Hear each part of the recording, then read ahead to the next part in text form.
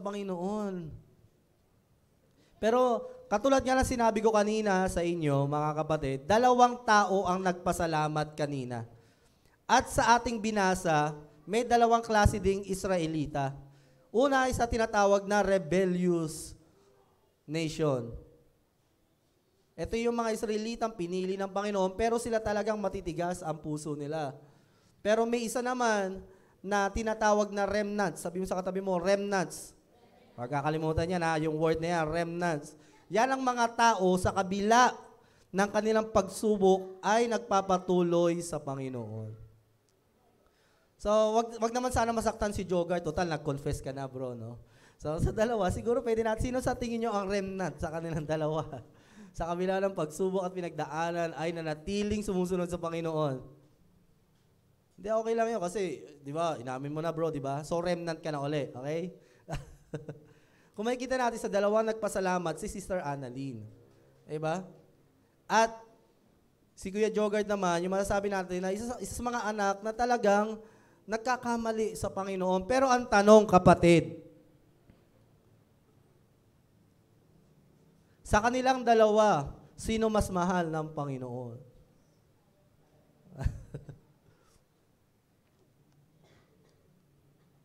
Parehong inibig ng Panginoon. Kaso nga lang, baka magselos naman si Sister Annalyn. Kanina nga, nung tumayo si Jogart, pwedeng tumaas ang kilay nyo eh. Anong isipin nyo? Ngayon lang umatin yan, last Sunday pa, tapos biglang magpapasalamat sa Panginoon. Hindi ba nahihiya yan sa Diyos? Pero kapatid, ganun ba tumingin ang Diyos tulad ng tao? Ganun niya ba ituring ang tao tulad natin kanina? Parang nagulat ka pa, no? Parang, may karapatan ba magpasalamat ang isang taong malaki ang pagkukulang sa Panginoon? Alam mo kapatid, ito ang totoo, pakinggan mo maigi. Dapat mas malakas ang loob ng isang taong alam niyang malaki ang pagkukulang niya sa Panginoon dahil mas malaking biyaya ang natatanggap niya sa Panginoon. Remember the story ng pinautang ng Panginoon? Isang pinautang ng 50 at isang pinautang ng 500? Sino doon ang higit na magmamahal sa Panginoon? Yung pinatawad sa 50, yung pinatawad sa 500. Kaya hindi natin masasabi, hindi natin pwede husgahan si Brother Jogart. And we don't know. God is at work at him. Pero syempre, iba yung lagi ka nasa church at naglilikod sa Panginoon. Pero, anuman ang sitwasyon natin, umaasta ka mang remnant o isang parte ngayon na parang nagkamali at nagkulang sa Panginoon, God is still the same, God. Siya ay Diyos pa rin. Actually, sa mga gantong panahon, mas nakalalamang pa yung mga taong umaamin ng pagkukulang at pagkakamali nila sa Panginoon. Si King David, kilala niya ang Panginoon, simula shepherd pa lang siya, bata pa lang siya. Napatunayan niya, buhay ang Diyos nung pinatay niya si Goliath. Amen? Kilala niyo ba ang Panginoon? Iniligtas kayo ng Panginoon? Amen? Sino dito matagal na sa Panginoon? Maaring marami sa atin matagal na sa Panginoon. Pero alam mo kapatid, dumating sa punto ng buhay ni David, yung katangian ng Diyos ay hindi niya pa nakikilala. Kailan yon? Nung panahong naging mamamatay tao siya.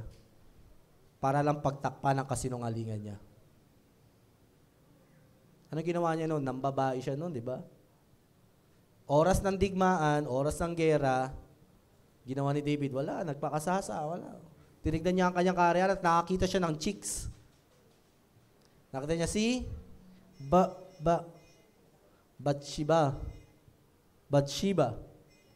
At nakita niya, inasawa niya, grabe no? Matapos ang lahat ng ginawa sa iyo ng Panginoon, David, ginawa kang hari, naging payapa ang bayang Israel, kinilala ka, tinanghal ka, tinulungan ka sa lahat ng panahon. Pero anong sinukli ni David?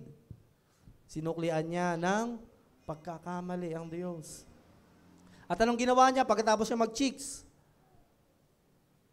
Pinag-isipan niya ng masama yung asawa ni Bathsheba. Pinadala niya sa gera para mamatay. Hanggang sa hindi nangyayari yung kalooban niya, gumawa siya ng gawa ng paraan hanggang siya talagang napatay niya na. Naging mamamatay tao siya. At nung kinompronta siya ng propeta ng Panginoon, nagbigay sa kanya ng storya, sabi ni David, dapat yan, patayin yan eh. Sino ba yan? Sabi sa kanya ni Prophet Samuel, kung di ako nagkakamali, no? Sino? Nathan pala. Oo nga, no? Nathan pala. Ikaw yun.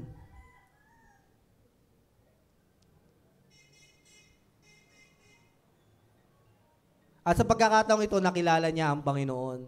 Isang katangian ng Diyos na hindi niya pa nakikilala. Ang isang Diyos na handa siyang patawarin sa kabila ng sukdulang pagkakamali niya. Sino dito nakapatay na? Pero ang Diyos, sa buhay ni David, nagkakamali tayo, magkukulang, no? Pero siguro di pa natin napapantayan ang pagkakamali ni David. Kapatid, kahit anong sikap mo sa pananampalataya mo, hindi ka magiging perpekto. Magkakamali at magkakamali. Hindi ko kayo sineset sa mind na maging failure kayo, no? No, hindi ibig ko sabihin, ang sinasabi ko lang sa atin, na darating talaga ng punto ng buhay natin dahil doon natin makikilala ang Panginoon. Na siya ay tapat sa kabila ng ating pagiging hindi tapat sa Kanya. At yun din ang istorya ng pag-aaralan natin ngayong araw na ito. Ito ang ating title. Paki-flash po sa next. Wala. Pagtatapos at pagsisimula ng Diyos. Sabi sa Isaiah, verse 44, ang mga nabasa na 43 and 44, ang mga nabasa natin, prophecy talaga yan ng Panginoon sa Israel. Ganito ang nangyari sa kanila. Binigay yung promised land sa kanila. Pagkatapos ibigay yung promised land, yung mga leader ng bansa ng Israel, naging masama, sumamba sa mga Diyos-Diyosan, at kinalimutan nila ang Panginoon. Biruin mo, pagkatapos nilang matanggap yung pangako ng Panginoon, minsan talaga ang blessing nagiging dahilan para mapalayo sa Panginoon, no? Pero ganun nga ang ginawa ng Israel. Nagkamali sila hanggang sa nagpadala sila, si Prophet Isaiah, sinabihan sila, tigilan nyo na yung pagiging injustice ninyo. Na kayo, pinagpala kayo para pagpalain ang mahihirap. Ganun yung nangyari. Hindi, pinagpala sila ng Panginoon pero naging mayabang sila. Kinalimutan nila yung mga aba, mga mahihirap, naging abusado sila sa kayamanang ibinigay sa kanila ng Panginoon. At pagkatapos ay kinalimutan din nila ang kanilang pananampalataya sa Diyos. Sumamba na sila sa mga kay Baal at sa iba't ibang Diyos. Gumawa sila ng rebulto at nakalimutan nila yung ginawa ng Diyos. Pagkatapos, sino ang natatandaan yung kaaway ng Israel? Bago sila pumunta ng Promised Land, yung unang kaaway nila, saan sila pinalayan ng Panginoon? Ayan. Egypt. Alam mo, sobrang sama ng Israel, kumampi sila sa Egypt. Nakipag-alayan sila. Parang makakainis nga itong bansa na to. Pagkatapos silang palayain sa bansa na ito na umalipin sa kanila, ang ginawa nila, yung Diyos na nagpala sa kanila, kinalimutan nila at kinalaban nila, at ang kalaban ng Diyos, kinampihan nila para hindi sila atakihin ng ibang bansa, ng Assyria. Sinabi ni Prophet Isaiah, huwag niyong kampihan yan. Sa Diyos lang kayo kumampi.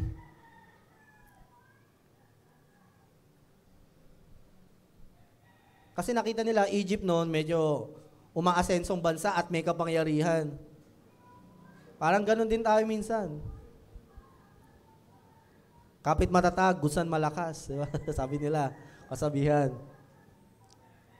So maganda ba yung ginawa nila? Hindi, pero alam mo, ginawa pa ng Panginoon, tinawag sila para magsisi at humingi ng tawad, binigyan ng pagkakataon, dapat pa bang patawarin yung mga katulad mo? Bigla napunta sa akin, pastor, ha? Oo, ganun ang ginagawa at ginawa ng Panginoon. Binigyan niya ng pagkakataon, magsisi, humingi ng tawad. Pero itong matindi, may ilan sa kanila na hindi nagsisi. Pero may ilan sa kanila nagsisi. Iilan lang, kaya remnants ang tawag ko, konti lang yung nagsisi sa kanila. Hanggang sa pinatawad ulit sila ng Panginoon. Tapos binanggit yung pangako ng Diyos, iba yung Jeremiah 29:11, na may matatanggap kayong pangako pa rin, pero kailangan dumaan kayo sa Babylon. For I have plans for you.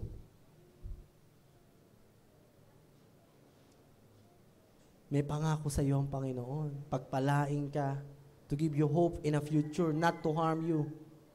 Hindi para saktan ka. Pero ang ginawa ng Israel, tinawag uli magsisi, humingi ng tawad. May ilan na naman sa kanila hindi nagsisi, tumakas, ayaw namin sa Babylon, hindi kayo pupunta dyan. So tumakas sila, pero nauna pa silang mamatay kaysa doon sa mga nagpunta sa Babylon. Ganoon na naman ang nangyari sa Israel, sa buhay nila. Pero dito na tayo sa istorya nila. Ito yung panahon na captivate sila ng Babylon. Hawak-hawak sila ng Babylon na ng mga oras na ito. Pero nangako sa kanila ang Diyos. Maaring ilan sa atin nasa kalagitnaan ng delubyo ng buhay, no? O may mga pagsubok, mga may hirap na bagay na pinagdaraanan natin. At bago mo isipin yan, meron tayong activity. Gano'n mo yung kamay mo. Lahat mong ganyan. At isipin mo, ano yung paborito niyong hayop? Mag-isip nga ang paborito niyong hayop. Bigyan niyo nga ako. Si Jade, grabe naman. Tao yan. Pusa na lang. O sige, isipin niyo na may pusa kayo sa inyong kamay. Isipin niyo ang pusa, pikit kayo, tignan niyo yan. Isipin niyo ang pusa na yan ay may sombrero. Naisip niyo na ba? Napi-picture out niyo? At isipin mo yung pusa may hawak na lobo. Umiilaw na lobo. So, na-picture out nyo ba? Sige, isipin mo maiging. Okay, kapatid. Hawakan mo lang yung pusa, huwag mo bibitawan, malaglag yan, kalmutin ka. Okay. Ngayon, alam ko lahat mayroon tayong pinagdaraanan o mga may problema tayo. Pero you have control over your mind. Kahit na kabila ng mga pagkakamali mo, may kapangyarihan yung utak mo, mag-isip, i-divert yung utak mo sa isang bagay. O pwede mo sabihin isang Diyos. Sa kabila ng problema mo, bakit gano'n hindi? O pwede nyo nang bitawan yung pusa, lapag nyo na. O nagtatakbuhan na.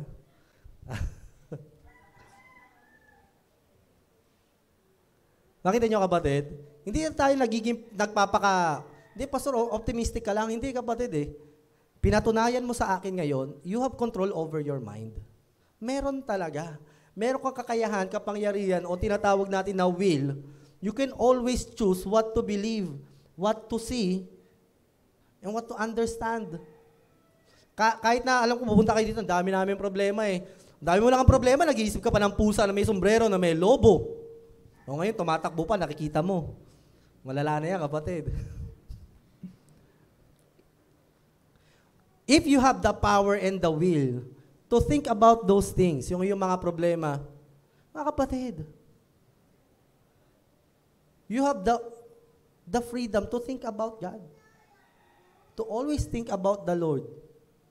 Ngayong bagong taon, marami kayong gagawing mga kababalaghan. May mga tatalon para tumangkad, di ba?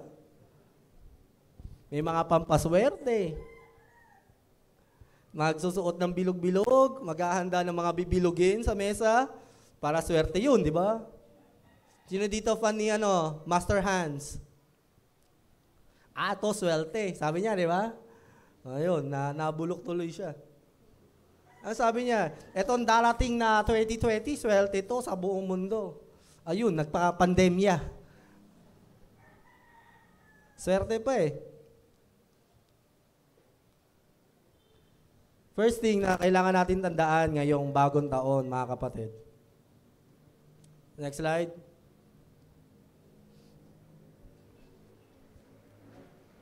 Number 1, God is in control. Kahit paanong gawin mong pampaswerte sa buhay, sa Diyos walang swerte-swerte. Lahat ay plano ng Panginoon. Kanina nga biglang nag-convict ang Holy Spirit. Sabi ko, unang taon, unang patak ng unang segundo, sumisigaw ang mga tao ng Happy New Year. Bakit sumisigaw ang mga tao ng Happy New Year? Parang naisip ko nga, ano ba ibig sabihin ng Happy New Year? Maligayang bagong taon. So parang we are celebrating life, no? Parang 10, 3, 2, 1, Happy New Year! Kasi we celebrate life. Nagpapasalamat tayo sa Panginoon. Pero minsan, mga tao, hindi nila ginagawa yun para magpasalamat sa Panginoon. Nagpapasalamat lang sila kasi buhay sila. Kasi tatalon-talon para tumangkad.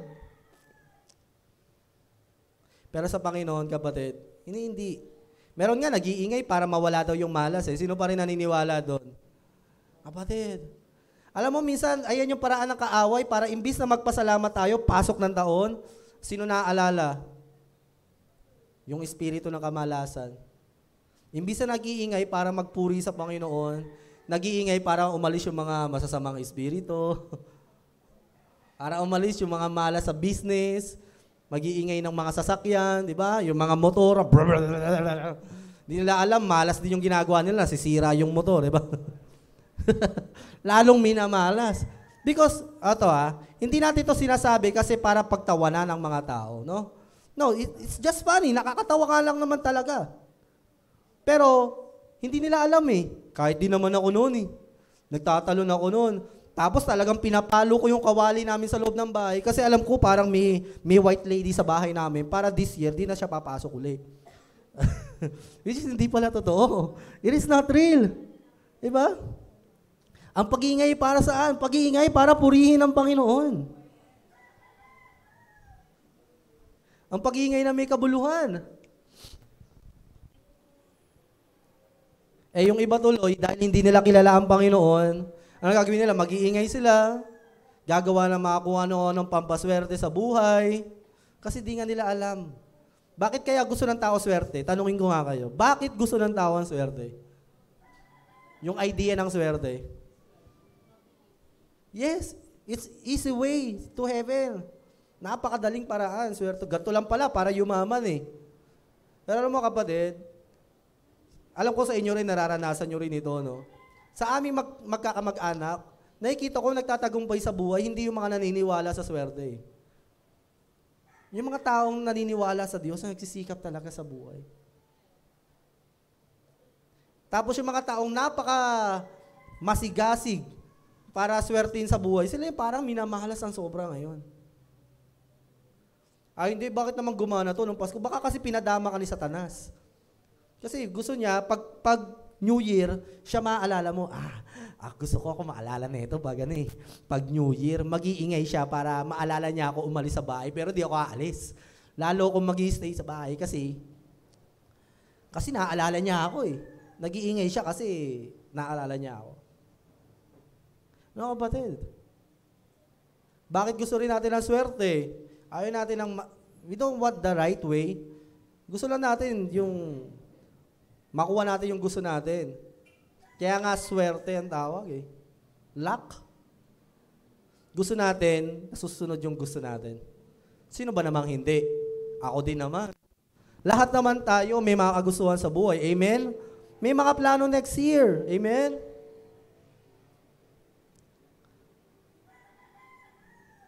Kaya ang pangontra ng mundo sa mensahe ng Diyos na sa susunod na taon, na ang Diyos ang may hawak na lahat ng bagay, gagawin nila, kukontrahin nila. Hindi. Ayaw namin na ang Diyos ang may hawak ng aming buhay. Gusto namin kami. So, dadaan kami kay swerte, sa kung ano-anong mga paraan, para masunod lang, makuha ko yung gusto ko. Pero, wag naman kayong KJ sa mga, ba't ka naghahanda ng 12 fruits? Sa ano yan eh? Ikaw sa demonyo, huwag nyo naman sabihin gano'n, hayaan nyo na yan. Diba? Maghanap na lang kayo ng pagkakataon para pag-usapan niya. Pero wag hayaan nyo, kung yun yung enjoyment niya, di ba? To celebrate the New Year, at kung magkaroon ka ng pagkakataon, itama, gawin mo sa biyaya ng Panginoon. Makita mo, nagsasaya mga tao, napaka-KJ mo, no? Sabihin, Happy New Year! Anong Happy New Year? Dapat sabihin mo, Lord, thank you. Ang KJ mo, kapatid. New Year na New Year. Di ba sabi nila, New Year's resolution, remove toxic. Huwag kayo, love toxic people. Huwag remove toxic. Grabe naman kayo, cancel culture talaga kayo, no? Don't remove toxic people. Love toxic people. Remove toxic spirit. Toxic behavior and toxic habit. Ayun ang ating tapusin. Ayun yung ating wakasan, hindi yung mga tao. Diba? Yung ating mga character. Remove every toxic. Mga hindi naman nakakatulong sa ating buhay. Pananampalataya, pag-aaral sa pamilya. Kung tayo may namumuhay sa pagkakasala,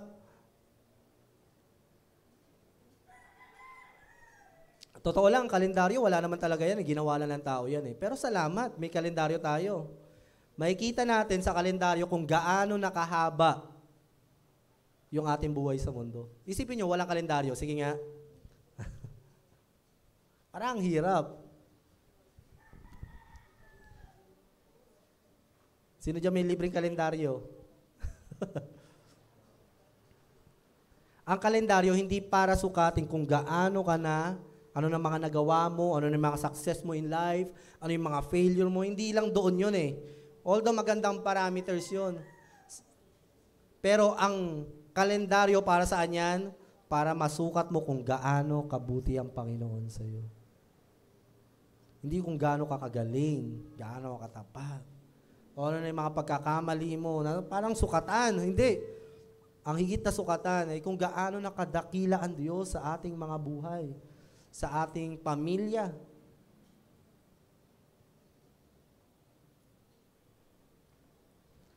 This year, kapatid, magiging frustrating ang taon na ito kung hindi mo hayaan na ang Diyos kumontrol ng taon mo next year.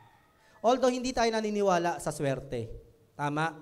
Pero minsan di man tayo naniniwala sa swerte, pero we still put everything in our control. Gusto natin tayo pa rin nasusunod. Hindi ka nga naniniwala sa swerte, pero gusto mo, gagawa ka ng kaparaanan para mangyari ang gusto mo. Ano ba pungsoy para good health? Ano ba maganda para good health tayo sa pungsoy? Para wala akong matandaan. Pero para marami kang pera, maglakay ka, labi-dalawa, prutas, pilog. Hindi pulok, pilog. Bilog. Kasi it welcomes positive energy. Di ba? Para swertehin ka. O sa mga naganda dyan ng 12 fruits, baka baon pa sa utang ha. Hindi effective. Kaya hindi gumana. Baka kailangan 14 o 15, di ba? 13 ba? O kita nyo, iba-iba na. 13 pala. Parang 13 malas yun ah. Halatang Kristiyano si John. 13 ba? 13 ba? O kita nyo, 12 dito. Ay, ang hirap pag walang Bible eh, di ba? Kanya-kanyang paniniwala na tayo eh. Kanya-kanyang pananaw, di ba?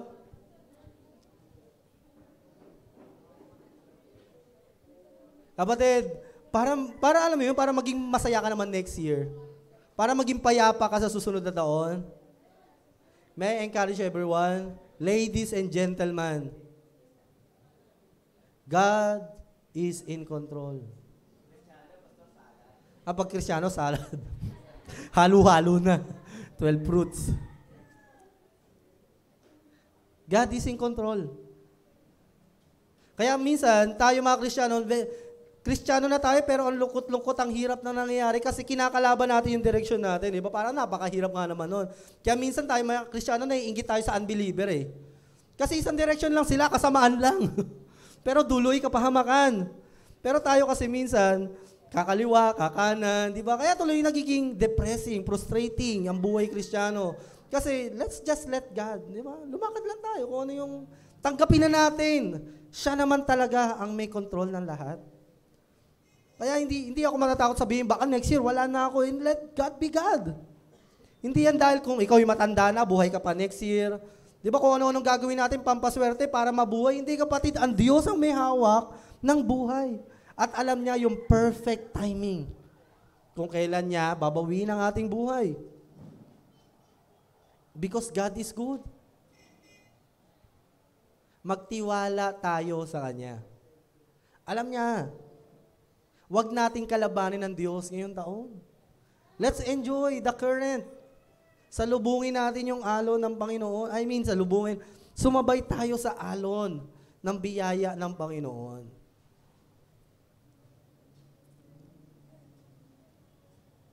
Magsimula ka sa mga simpleng bagay, manalangin at magpasalamat sa Panginoon. Pagkatapos magbasa ka ng Bible. Tapos ano ba naman yung 3 kanta para sa Panginoon araw-araw? Sa tingin nyo ba maliit ang epekto noon? Kapatid, baka di ka na kumakanta sa Lord mag-isa. Kahit 3 lang sa umaga. 3 favorite worship song mo sa Panginoon. You just do it, gawin mo yon, and tell me the difference. Hindi ko kayo hingin na mag-preach kayo ng gospel dyan sa mga kalsada. O kung ano-ano mo, mag-mission kayo kung saan-saan. Hindi, gawin mo lang muna yun. Maging honest ka lang, yung tunay na relasyon mo sa Panginoon. Huwag mong kalabanin ang may control ng lahat ng bagay, tulad ng binasa natin kanina. The Lord's will shall prevail. Ang sabi niya kanina, binasa natin, di ba? Walang makakapagbago sa plano ng Panginoon. Balikan niyo yung verse. Ang sabi doon, kung ano ang nais niya, mangyayari. Walang makakapagbago sa nais gawin ng Panginoon. So next year, kapatid, mangyayari talaga lahat ng gusto ni Lord. Now, kung hindi mo pa kilala si Lord, matatakot ka. Kasi nga, gusto mo ikaw may hawak ng buhay mo eh. Pero I tell you, eto, papakilala ko lang sa'yo. Ang Diyos na ito, mas mabait kaysa sa'yo. Mas mahal ka niya kaysa sa pagmamahal mo sa sarili mo. Tapat siya, hindi siya napapagod, and never slumbers. Ano yung slumbers? Hindi siya napapagod. Hindi nang lulupay-pay. And there's no shadow of turning thee. Hindi papasok sa isip niya, nakalimutan ka niya kahit sandali. Hindi imaginein o dumating yung temptasyon sa kanya na talikuran ka niya, hindi mangyayari yun. Kayo nga, binibigay niyo yung buhay niyo sa mga jowa ninyo, di ba?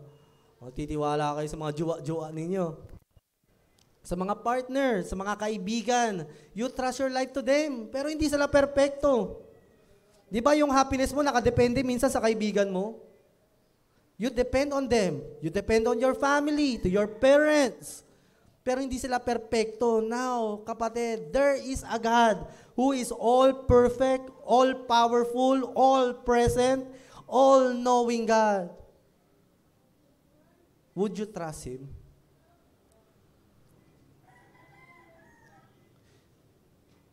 Hindi gusto ko kung may control, kapatid, you are punishing yourselves. Kaya minsan, hindi tayo makahinga sa buhay na ito. Pilit na natin kinokontrol lahat ng bagay para maging masaya ako, ganito dapat gagawin ko. Happy New Year! Para Happy New Year, isisigaw ko una, happy. Manifesting happiness this year. Oo nga naman, kaysa naman nga isigaw mo na Lonely New Year, no? Napaka bitter side mo naman, no? It's a good thing to declare, Happy New Year!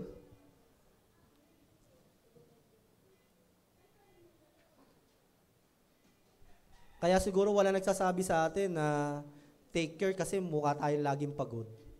Ha? Bakit na lagi kang pagod, kapatid? Because you are putting everything under your hands. We are putting everything under our hands. Pinipilit natin, ito dapat ganito, dapat mangyari sa buhay ko. Ganito dapat pamilya ko, ganito dapat ang asawa ko, ang trabaho, ganito dapat ang karir. Kapatid, maganda ang plano sa'yo ng kapatid. Sabihin sa katabi mo, maganda ang plano ni Lord this year. Yes. Greater what you dream for. Dakila pa sa mga bagay na pinapangarap mo. Huwag mong kakalabanin. Dahil kahit kalabanin mo ang Diyos, kapatid, kahit labanan mo ang Diyos, ano mangyayari sa uli? Siya pa rin naman ang masusunod. Katulad ng sa Israel na ito, magrebelde ka, sumunod, siya pa rin naman ang masusunod sa bandang huli.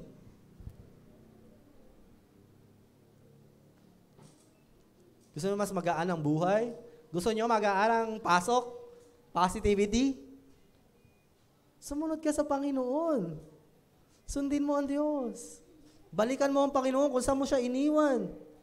Tama na yung mga panahon na katulad tayo ng mga Israelita na ito. Alam ko, anak tayo lahat ng Diyos. Wala ka nakikitang bago dito eh. You all know how much God loves you so much. How far, kung ano yung kaya niyang gawin para lang siguraduhin sa'yo na mahal ka niya. Kung minsan nahihirapan tayo magtiwala, alalahanin lang natin yung Panginoon.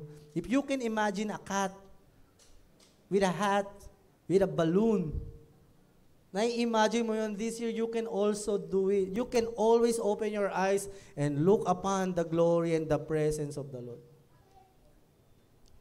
One thing I learned this year, nagulat lang din ako, hindi ko naman din pinag-aralan. Sabi, 1 Corinthians 10:13, I was surprised, kahit ako mismo nung sinabi ko yun, ako rin sa akin, it backfires to me. Na-realize ko,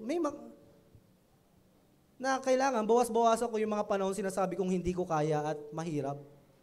Kasi sa pangako ng Panginoon, ang sabi niya, walang pagsubok dumaan sa buhay ng isang tao na hindi na pagdaanan ng iba, kundi gagawa ng paraan ng Diyos para mapagtagumpayan mo ito. It means, lahat ng darating, mga kapatid, this 2024, sa buhay mo, come on, manifest it, manifest. Lahat yan mapagtatagumpayan mo sa biyaya ng Panginoon.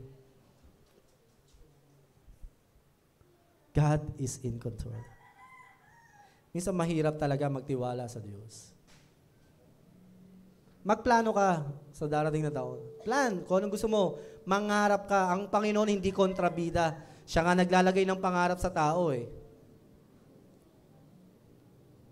Pero as you plan, kaya sinasabi natin, in Jesus' name, binibigay natin sa Panginoon, Lord, ito po yung mga plano ko. Ikaw nang bahala sa plano ko, Panginoon. Susubukan kong abutin, God, pero ikaw bahala.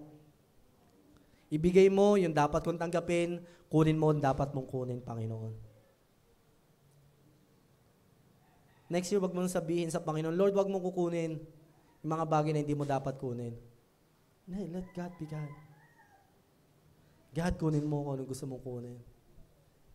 Ibigay mo kung ano yung gusto mong ibigay sa akin. Tatanggapin ko ng maluwag sa aking puso. Huwag ka nang mapustrate ng kung ano-anong gagawin mo this year o this coming New Year para lang masunod ang kalooban mo. No, kapatid, God is in control. Siya ang masusunod sa uli. But, regardless na siya masusunod, huwag kang mag-alala.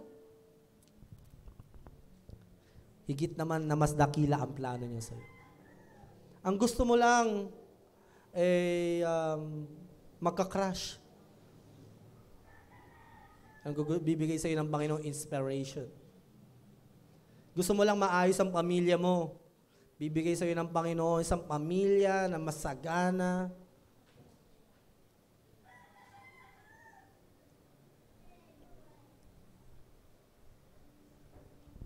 Trust the Lord.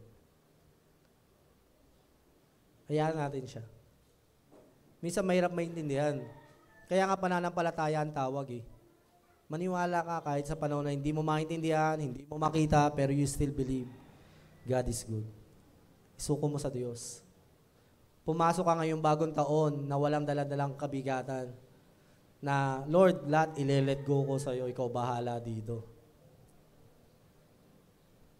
I trust you, Lord. Number 2, God is the Lord and Savior.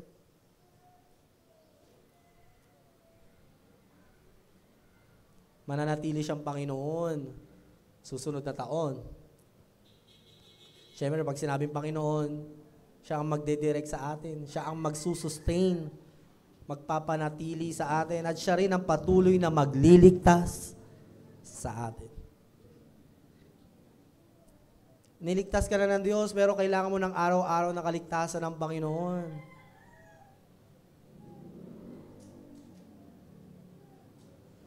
Kaya sabi dito ng Panginoon sa Isaiah, nangako ako na ililigtas ko kayo at tinupad ko nga. Alam mo ba si Isaiah ay mas magaling pa sa mga manghuhula? Lahat ng ito, hula pa lang ni Isaiah. Ang sabi ni Isaiah, huwag kayong kumampi sa Ehipto kasi darating ang araw ang Ehipto ay tatraidorin kayo. O ang Assyria, magtatraidor sa inyo. Nangyari nga after ng ilang taon.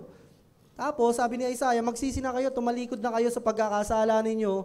Pero itong Israel ayaw. Kaya sabi ni Isaiah, may darating uli na isang mas malakas sa bansa at sasakupin kayo.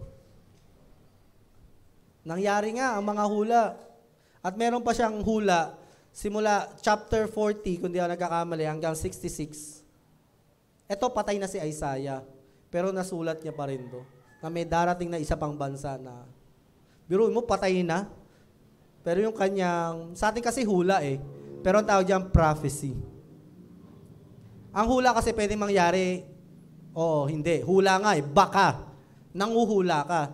Pero sa malalim na Tagalog, hula talaga ang Tagalog ng prophecy. Pero prophecy yan na. Ngayon. Pag sinabi kasing prophecy, kapatid, prophesy. Sinabi ng Diyos. Pag sinabi ng Diyos, mangyayari. Walang makapipigil sa sinabi ng Diyos. Kaya nung sinabi niya, let there be light, karoon ng unang araw. At ganoon ang propesiya ng Panginoon. Kaya kung mamimili ka, kung saan ka maniniwala, sa Isaiah, grabe. At ganoon din ang pangako ng Diyos sa iyo. May mga declaration siya sa ating mga buhay, sa ating pamilya. Kailangan natin tanggapin at paniwalaan sa ating mga buhay. Yung iba mas naniniwala sa mga manghuhula. Kapatid, ngayon pa lang, huwag kayong maniwala doon sa mga yon. Witchcraft yun, kasamaan, kasuklam-suklam sa Diyos. Maniwala ka na lang sa plano sa iyo ng Panginoon. Kasi pag naniwala tayo sa hula, may balik pa yan eh. Papadama yan, diba, totoo ang hula. Pero yung pala, manipulation lang ng kaaway. Pero kapatid tayo, we believe hindi sa hula, hindi sa oracle. We believe in the prophecy of the Lord. Kaya next year, walang tsambang mangyayari sa buhay natin. Lahat, alam ng Panginoon. Hindi dahil kontrolado ka niya o parang puppet ka lang, hindi po ganun yung idea nito na lahat ng desisyon mo nakita ng Panginoon. Kung magsisisi ka o hindi, alam yan lahat ng ating Diyos. Maglilingkod ka o hindi, makikita ng Diyos at alam niya kung ano ang response. He will remain faithful sa atin. At ang maganda sa ating Panginoon, magkamali man tayo, mahaba naman ang biyaya ng Diyos. Yung iba nga, takot na humarap ng 2024. May ganong idea din ako, mga nakaraan. Parang, ayan na naman, di ba? Mga negative thinkers, no? Problema na naman, 2024 na naman. Ito na naman kayang dagok ng buhay. Ang darating sa akin. Naisip niyo ba, kapatid? Nakakalungkot, pero meron talagang mga dagok ng buhay. Pero sa kabila ng mga dagok ng buhay, may isang dakilang Diyos na hindi ka iiwan ni pababayaan man. Marami nang napatunayan si Lord sa atin. Sabi ko nga sa Diyos, Lord, grabe, napaka-faithful mo sa pamilya ko. Kahit na ganun ang trato ng pamilya ko sa Panginoon, ni hirap magpasalamat, maglingkod sa Panginoon, pero nananatiling tapat ang Panginoon. May ganun ka bang family members? You thank the Lord for them. Pagpasalamat mo sa Diyos. Dahil kung ang Diyos hindi ganyan, baka matagal na napahamak ang ating pamilya.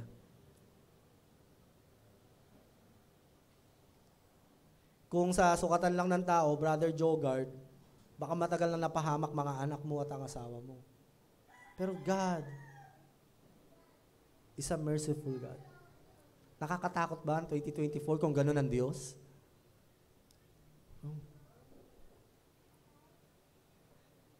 Hindi nakakatakot ang 2024. Ang nakakatakot sa 2024, ito horror story. Kung tatalikod ka sa Panginoon. Ayun lang ang nakakatakot sa buhay na to. Yung kalimutan mo ang iyong tagapaglikha. Mas piliin mo yung mga Diyos-Diyosan, mga swerte-swerte, o kung ano may nakasanayan mo kaysa sa Panginoon. I know it's a hard words. Yung sinabi ko last year, grabe. Kahit din ako, I'm suffering, grabe, nakikita ko yung impact. If we never change, and we still remain the same for the next coming year, mas mahihirapan tayo kasi we never learn our lesson. Ibig sabihin, if we never learn from our mistake, para lang iligtas tayo ng Panginoon, He will allow Babylon in our lives para lang mag-repent tayo. Kailangan pa ba? Dapat ba dumaan talaga? Kailangan ba dumaan ka sa Babylon, Assyria, Medo-Persia? Kailangan ba dumaan tayo sa mga consequences ng pagkakamali natin para matuto tayo? You think, ayun talaga ang plano ng Panginoon? No. Ang sama ng Israel dito Iniisip nila, kasalanan to ng Diyos, bakit kami nagkaaga nito ngayon? And that's what the unbeliever says to the Lord. Ayan ang sinasabi ng mga hindi Kristiyano sa Panginoon, lahat ng paghihirap ko, kasalanan ng Panginoon. Pero not knowing, lahat ng nangyayari sa kanilang masama ay kasalanan natin. Sarili natin pagkakamali, hindi pagkakamali ng Diyos. Walang ginawang mali ang Diyos sa atin. Tayo ang nagkakamali, siya ang nag-aayos. Buti nga, wala tayong narinig sa Diyos Grabe ka, ako na nga nag-aayos ang buhay mo Hindi mapanumbat na Diyos. Because God understands. Naiintindihan niya tayo. Sino sa atin ang pinaka nakakakita ng napakasama nating ugali? Magbibigay na kategory. Katrabaho, ka-churchmate, best friend, si mo kasi best friend, family. Sino pinaka nakakita ng ating worst attitude and character? Family. Bakit kaya, sa tingin nyo, hindi mo pinapakita sa mga katrabaho mo, sa tao sa labas? Kasi alam mo, ganito ang pagmamahal. Tatanggapin ka kung sino ka. You know, that's kind of love. Ganyan ang pagmamahal na tinatanggap natin sa Panginoon. Na mamahalin tayo ng Diyos kung sino tayo. Kaya nga we worship God in spirit and truth. Kung sino tayo. Kaya yung pamilya mo, sila nakakita ng katarayan natin, ng pagiging mabulyaw natin. Hindi nakikita ni pastor yan. Ang mga mentor mo, hindi bihira yan. Kasi alam natin, ang pamilya talaga sa lahat, sila ang nakaka-intindi. At sila ang pinaka nagmamahal sa atin. Tama po ba? Kasi alam mo, love ka ni mama at papa, kahit na makita nila yung napakapangit mo ugali, love ka nila. Amen? Oh, ba't di maka-amen mga children? Mga youth. Diba? At dahil dyan, hindi mo maitatanggi na mahal ka ng pamilya mo.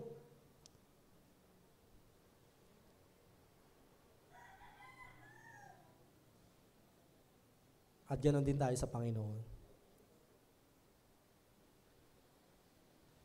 The most mistreated person is not you.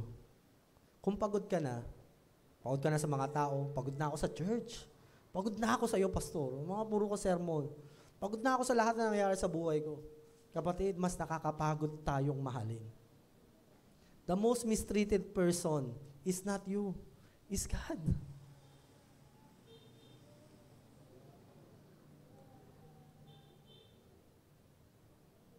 Ngayon ka sumuko. Kung pagod ka na, grabe yung word na nabasa natin, no? Ano sabi sa last part? Eto, hindi ko to ni-rehearse, it just came out from my mouth. At naalala ko lang din, yun din yung binasa natin. Ano sabi dito? Pinagod mo ko sa iyong mga kasalanan. Sa halip, pinahirapan mo ko at pinagod mo ko sa iyong kasalanan. Let's enter this year, kapatid, we are not victim of anyone, of situation. No. Ang tunay na nagsasuffer talaga, ay ang ating Diyos. Siya ang nahihirapan. Siya ang nagtsatsaga. Kaya nga it says, in the New Testament, He is grieving with us. Siya yung napipigati on our behalf.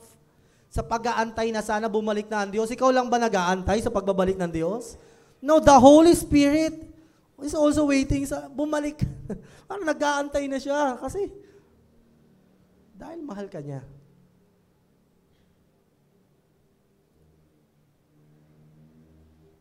God's love. Kapatid, papasok ngayong taon. Huwag mo kalimutan, mahal ka ng Panginoon. Paano niya pinahayag yung pagmamahal niya sa Israel? Unmerited favor. Grabe yung pabor. Ano sabi ng Diyos? Kapag dumaan ka sa apoy, hindi ako masusunog. Do they deserve that? Dapat nga pasuwing ka kahit man lang ng sigarilyo no? Sabi ng Panginoon, eto wala pa silang ginagawang mabuti sa Diyos nito Hindi pa rin sila nagsisisi. Tinatawag pa lang sila magsisi ng Panginoon dito. Ang mensahe na ito hindi para, kasi isipin nyo, para kanino ang makapangako na ito? Para sa remnant o para sa mga rebellious? Para sa remnant kasi masunurin sila?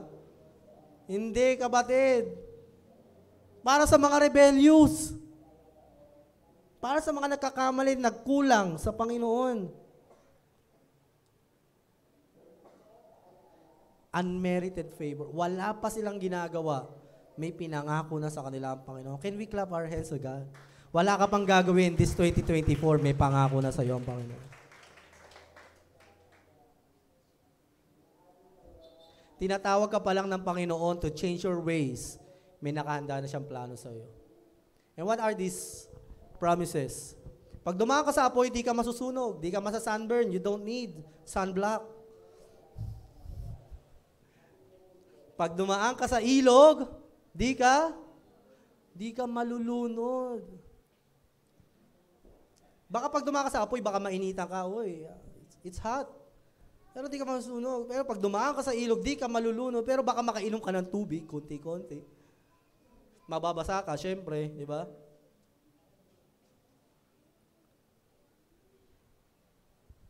May gagawin sa iyo ang Diyos na hindi mo kayang gawin this coming year. Kasi kasamang pangako dito ng Panginoon, gagawa siya ng, ano na gagawin niya sa disyerto? May isa siyang gagawin sa disyerto Gagawa siya ng bukal. Kapatid, saan ka nakakita nun?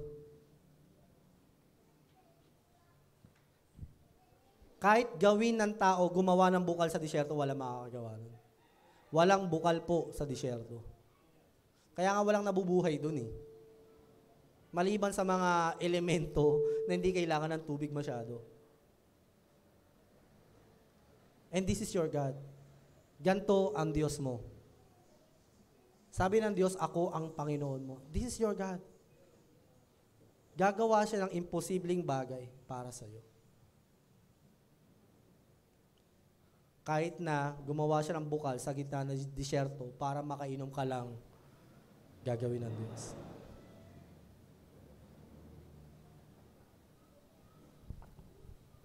Ang sabi niya, bakit niya gagawin yung para makainom kayo pag nauuhaw kayo? Papahintulutan niya yung mga bagay na hindi mo maitatanggi sa kanya lang galing. Hindi mo pinaghirapan, hindi mo pinagsikapan. Kaya nga minsan ang tao sasabihin, hindi mo naman deserve yan, bakit meron ka niyan? Because that's God. Favor. Ganyan ka nung 2023, bakit ganyan natatanggap mong blessing 2024? Unmerited favor. Wala kang bahagi. Handa ka na ba, kapatid? Just need to receive it. Kapon niya alam, may kausap ako nagtataka din ako, paano ka pinagpapala ng Panginoon?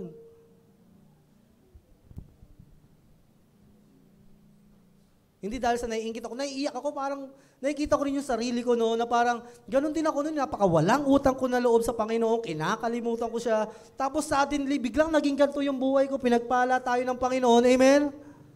It's not because of our own effort. Wala, susunod ka lang sa Panginoon and God will bless you. Ang bukal ba sa disyerto, gawa ng tao yon? No! Gawa lang ng Diyos. May mangyayari sa iyo this year na hindi ikaw ang gumawa.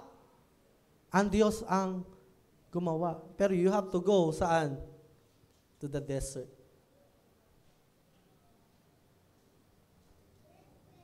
Kailangan talaga. You have to be willing to go into the wilderness to experience God.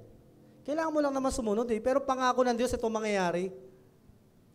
Kaya kasi Isaiah, sinasabi niya ito ng sinasabi, marami nang napatunayang hula ang Panginoon o propesiya ang Panginoon. At sinasabi niya dito sa iyo, kapatid, marami nang napatunayan sa iyo ang Panginoon. Tanggalin mo lahat ng kinakatakutan mo sa susunod na taon. Baka next year magkasakit kami, baka huwag mong isipin mo ang Panginoon.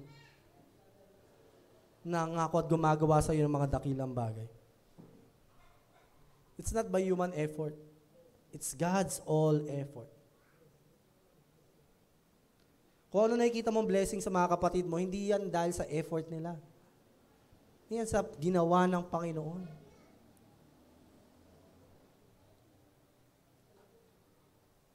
Siyempre, our part is just to follow God. Sumunod lang tayo sa Panginoon.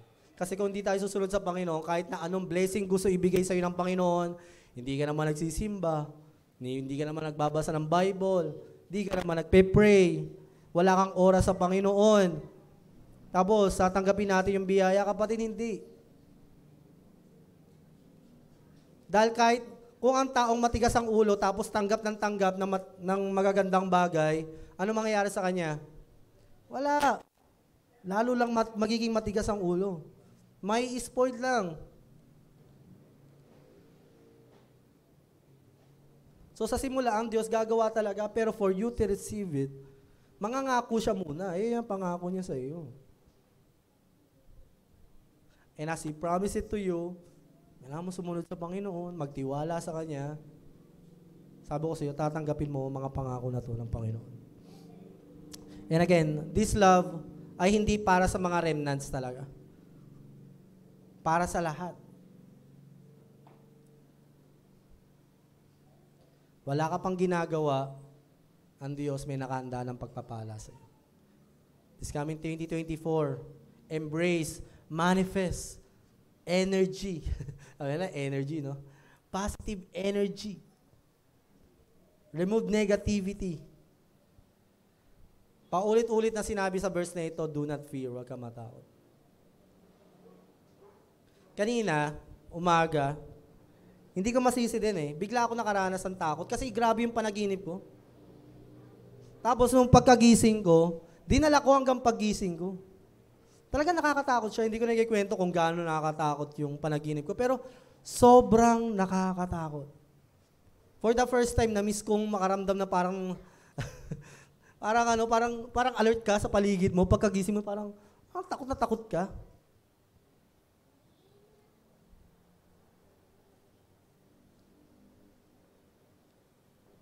Pero tulad nga ng mensahe kanina, kapatid, sinasabi ko sa inyo, you have the power over your will. Sabi ko, kahapon pinag-aaralan ko to, sabi ko, do not fear, do not fear. Tapos pagkagising ko, pinaramdam sa akin ng Panginoon, para naman maramdaman mo. Pagkatingin ko sa upuan, kala ko multo. Pag ganun ako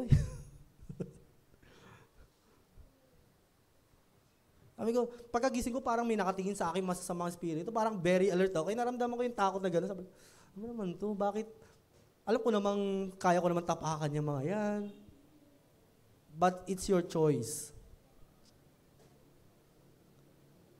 Meron kang kalayaang isipin. Tignan ng Panginoon sa kabila ng lahat ng mga pinagdaraanan mo. And you prove it to yourself. Ginawa mo yung kanina Gusto ulitin natin? Baboy naman. Kayang-kaya There are times it's a matter of mind. Huwag mo isipin na hindi ko kayang kontrolin ang mga nangyayari sa aking emosyon, kapatid. You are a child of God. Now, if you are medically ill, accepted yun Pero still, nakakapag-isip pa rin tayo ng matino. Mother ko nga, mentally impaired na talaga. Yung ilang percentage ng brain niya, talagang wala na. Pero nakakapag-isip pa rin siya ng maayos. Alam mo, nakakalungkot, may kapatid tayo nakaranas ngayon sa ibang church na meron silang pamangkin na nagpakamatay. Ang hirap sa lubungin ng bagong taon.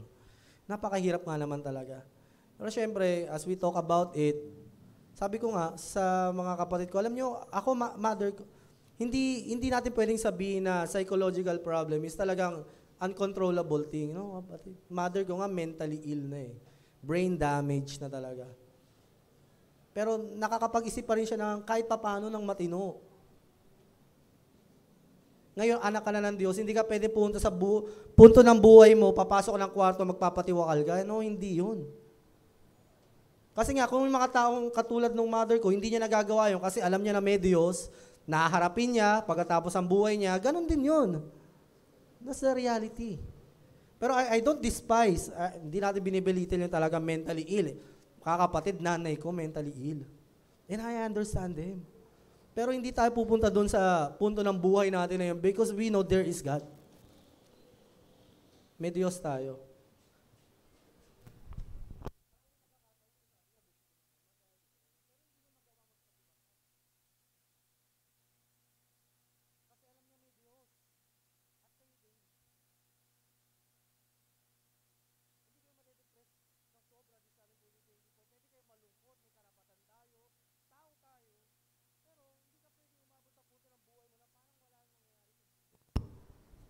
There is God.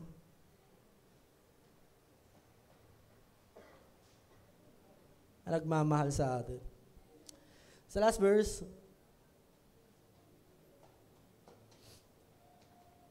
dito na tayo magtatapos.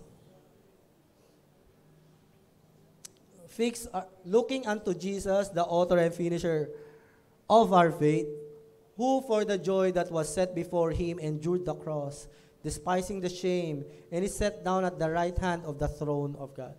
Mga kapatid, this 2024, fix your eyes on the Lord. May problema, dadaan yan sa gilid ng mata mo, peripheral, pero look unto God. Tignan mo ang Diyos sa makapangyarihan, mabuti. Sadyain mo! Hindi ka na bata, matanda ka na. Ang mga bata ka, natuturuan di ba? Last Sunday, di ba, ang daming children? Nasabi ko sa mga bata, kapag kayo maingay, palalabasin ko yung maingay. Di ba, tandaan nyo? Parang salbahin na itong pastor na to, nagpapalabas ng mga bata. Hindi, mga kapatid. It's a good thing to discipline a child, di ba? Parang kita mo, maayos sila. Ganon din kayo, meron kayong kakayahan to look unto Jesus. Look straight ahead. Iba-iba tayo ng calling, pinapagawa ng Panginoon sa atin. Just look straight ahead to the Lord. You have the will, you have the power just to look unto God. Kahit pa anong dagok ng buhay natin. I'm not speaking na parang hindi dumadaan sa pagsubok. Lahat tayo. But what I'm saying is, lahat tayo may kalayaang mamili. Sa ano titignan mo this 2024? Sinasabi natin yan, fix your eyes on Jesus.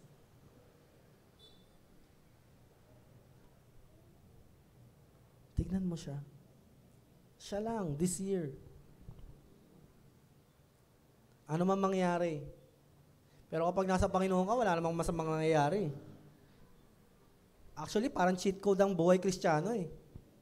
Kasi kahit anong mangyari sa atin, hawak ng Panginoon sitwasyon natin. Minsan, hindi mo nga alam kung ano yung preference mo, nung gusto mo, pero mabuti pa rin sa Panginoon.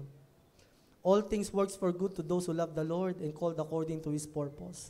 Lahat ng bagay na mangyayari sa atin, kung tayo nasa Panginoon, ito'y para sa ikabubuti natin.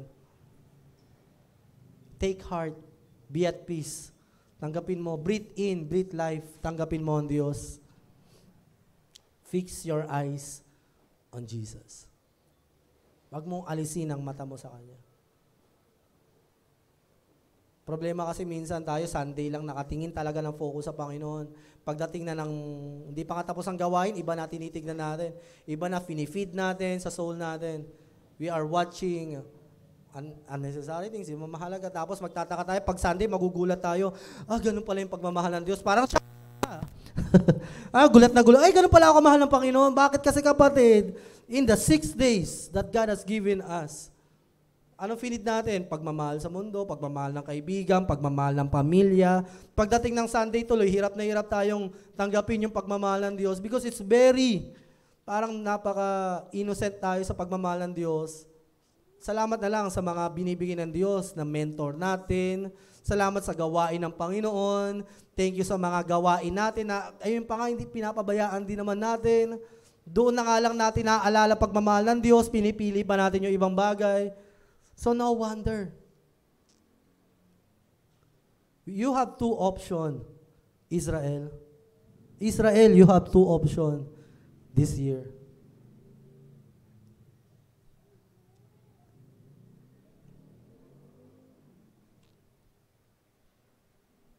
To follow God, to do the same thing again. I love you all. Mahal natin ang isa't isa.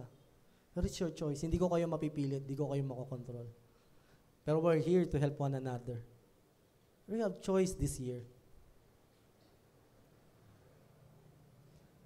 Pipili ka pa rin.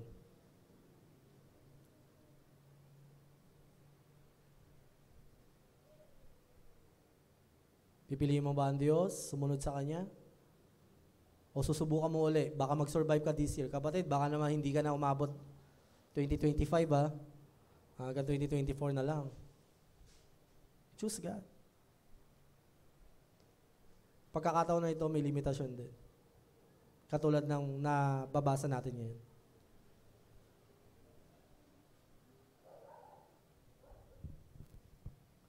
Last verse, I am the Alpha and the Omega. Ito ang declaration ni Jesus Christ sa atin. Siya ang pasimula at ang wakas. Sige, basahin na lang natin sa Revelation chapter 22.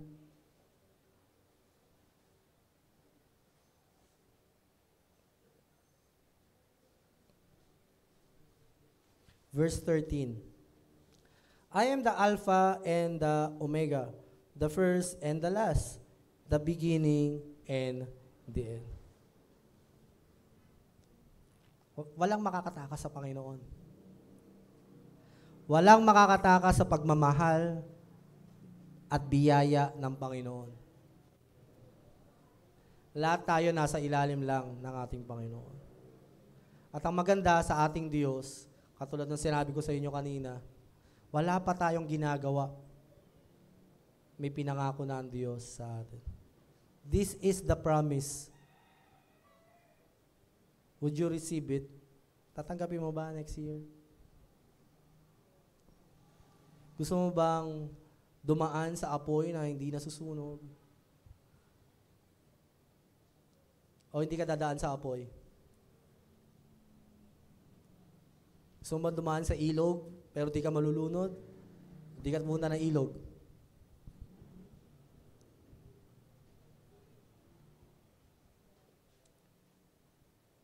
I hope and I declare sa atin bilang church, paalala ng pagmamahal ng Diyos, na ang Diyos ay hindi magbabago. Mananatili siya, He is the Alpha and the Omega. Hindi mag-iiba ang pagmamahal ng Diyos sa iyo. Kahit pa magmatigas ka, kahit nagmatigas tayo buong taon, nagbago ba pagmamahal ng Diyos? Hindi. Hindi nagbago, nanatiling sariwa. Ngayon kapatid, problema lang, baka umabot tayo ng sukdulan at manawa tayo sa consequences ng ating pagkakamali. I hope and I pray sa atin, matanggap niyo yung mga biyaya na nakahanda na para sa iyo, sa pamilya mo, makalaya ka sa mga bagay na gusto mo nang bitawan this coming year. Gawin mo ito. Hindi ka pinagsisisi ng Panginoon dahil manda ka sa akin, paparusahan na kita pag di ka tumigil. Iba ginawa niya dito. Ang ginawa niya dito, kapatid, ginawa niya ng mabuti ang Israel. Hanggang sa yung kabutihan niya ang nagdulot sa Israel na magsisi. You see, it's so different with the Lord. Ang tao, gagawin natin para magsisi. Anong gagawin natin? Sesermonan mo, gagawan mo ng mali, papahirapan mo para magsisi, humingi ng tawad. Pero this coming 2024, kapatid, magsisisi ka sa pagkakamali mo dahil sa grabing biyaya ng Panginoon sa iyo. Ikaw na lang mahihiya, sabi sa verse na ito. Ikaw na lang mahihiya sa Panginoon sa kabutihan niya sa iyo na magdudulot sa iyo ng tunay na pagsisisi. Lalapit ka sa Diyos hindi dahil takot kang maparusahan. Lalapit ka sa Diyos dahil hiyang-hiya ka sa kabila ng lahat ng ginawa ko ng 2023. Lord, hindi ko dapat maranasan to this 2024. And I declare that to you. With eagerness and the power of the Holy Spirit, panalangin ko sa iyo, lumuhod ka sa saya, sa biyaya ng Panginoon. Mag-umapaw ang pagpapatawad sa iyo ng Panginoon, sa pamilya mo, sagutin niya lahat ng panalangin mo, sa kabila ng pagkukulang mo sa Panginoon, nawa sagutin niya lahat ng dalangin mo. Hanggang sa ikaw na ang lubusang magsisi, magpasalamat, lumapit sa Panginoon. Manawa ka sa biyaya ng Panginoon. Nawa maitaas mo ang kamay mo sa kabutihan ng Panginoon. Panalangin ko sa iyo, makuha mo lahat ng gusto mo na magdulot sa iyo para maglingkod ka sa Panginoon. Magkaroon tayo ng hiya. Tunay na pagsisisi, paghingi ng tawad sa Panginoon. Nawa yung matagal mong pinapanalangin, matanggap mo kahit hindi mo pinaghirapan. Sana maabot mo yan. Kung ano man yung dinadalangin mo, yung kinukulit mo sa Panginoon, sana nga makuha mo na yan. Para mapaluhod ka sa Panginoon. Para maglingkod ka sa Panginoon mo. Para magsisi ka, para mahiya tayo sa lahat ng pagkukulang natin. Hindi dahil sa paparusahan tayo ng Panginoon, dahil sa grabing biyaya sa atin ng Panginoon. Sana nga, kapatid. Tugunin ka na ng Panginoon sa darating na 2024. Pero dalangin ko rin, kung hindi pa sapat ang biyaya na yan, kapatid, ikaw na humarap sa Panginoon.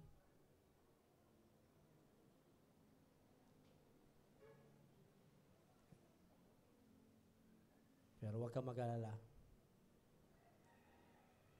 Bago ang parusa, pagkakataon muna. Pagpapala muna, pagpapatawad muna, at kung hindi talaga, pagkakataon uli. Pero kapatid, iwan ko sa iyo, mensahe na to. Sana nga, makuha mo na yung pinapanalangin mo.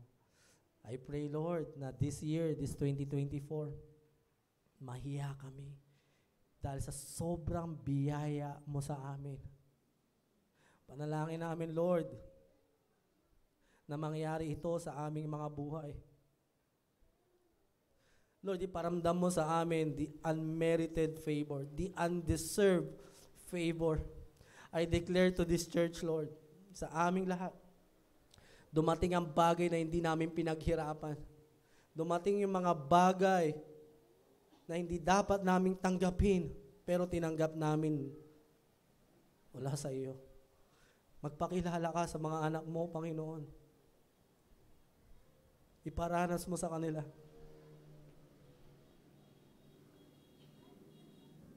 Lunurin mo kami sa biyaya mo, Panginoon. Gumawa ka ng himala. Ibuhos mo ang kapangyarihan mo. Kung bumuhos ang dugo mo sa krus ng Kalbaryo, anong hindi mo kayang ibigay, Panginoon?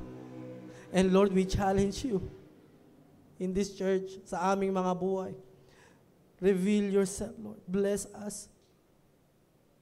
Bless us, Lord, that we may not deny you. Bless us, God, that we may be ashamed of all our sins. Lahat ng aming pagkukulang. Puspusin mo kami ng kagalangan at kapayapaan. Hanggang sa maalala namin, Lord, ano bang ginawa namin para maranasan namin ito sa iyo. At lumabas ang tunay na pagsamba. Lumabas ang tunay na pasasalamat. Hanggang sa magbunga ang tunay na papuri. Hanggang sa maranasan namin ang apoy ng pagmamahal sa iyo. Panginoon, salamat. Naiintindihan mo kami. And we accept you, Lord, this coming year. Masusukat namin ang taon, pero hindi namin masusukat ang biyaya ipaparanas mo sa amin sa susunod na taon. Sa pagtatapos na ito, Panginoon, palakasin mo ang iyong mga anak. Sa aming pagsisimula ay baon-baon namin ang presensya mo sa aming mga buhay. Sa pangalan mo, Panginoong Hesus. Amen. Thank you, Lord.